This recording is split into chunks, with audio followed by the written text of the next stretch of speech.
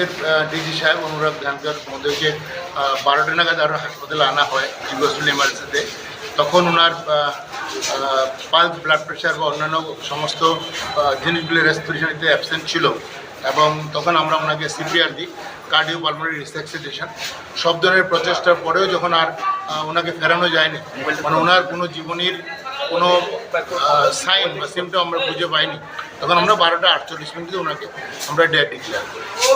এখন পরবর্তী যেহেতু আমাদের এখানে ব্রড ডেথ আনা হয়েছে, সেই কারণে আমরা পোস্টমর্টমের জন্য পাঠাচ্ছি। আমাদের এখানে যখন আনা হয়েছে তখন আমরা কিছু পাই, আমরা যত অল্প সময়ের মধ্যে যতটা দেখা সম্ভব সঙ্গে সঙ্গে আমরা ইমার্জেন্সি নিয়ে আমরা চেষ্টা করি। তো উনি কি হ্যাং করেছে?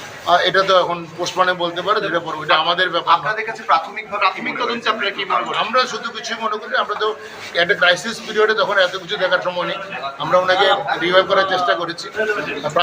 প্রায় 1 ঘন্টা 48 মিনিটের মতো বেশি সময় ধরে আমরা চেষ্টা করি। এটা আমরা জানি না, এটা পোস্টমর্টমের জন্য পাঠাচ্ছি, যেহেতু আমরা জানি না কিছু, এখানে এটা পোস্টমর্টমের জন্য এখানে কি অবস্থায় এসেছিল? ব্রড ডেথ, আমরা কিছু পাইনি। এখানে যখন আসেছিল ওনার কি শ্বাস প্রশ্বাস ছিল?